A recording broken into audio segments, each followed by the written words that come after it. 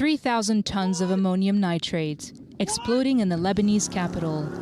It happened near Beirut's port, throwing people miles away onto their backs, ripping balconies off buildings and sending glass flying.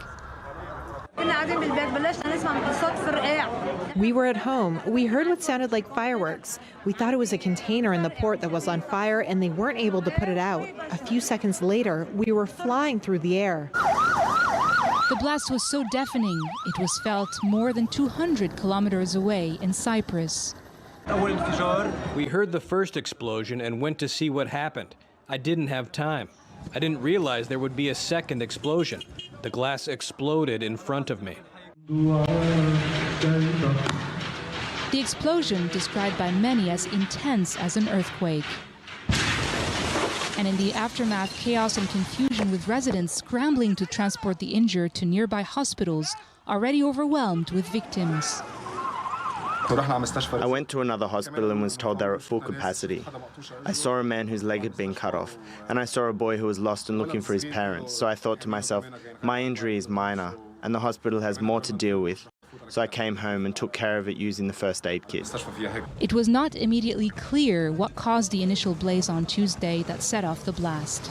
There are no words to describe the magnitude of the catastrophe that happened in Beirut. The city is now a disaster zone. It's time to mourn our dead, help the injured, and find the missing. The shock will be felt by all Lebanese citizens. I call on them today to unite so we can overcome this disaster.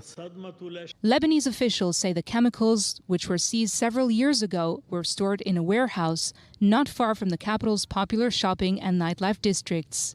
No safety measures were taken. Governments around the world have pledged their support, with several Arab countries, including Iraq, Qatar, and Kuwait, saying they will help with medical supplies and assistance.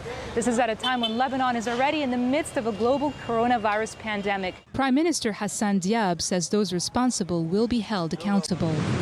The investigation has to be a priority, and the result must be delivered quickly.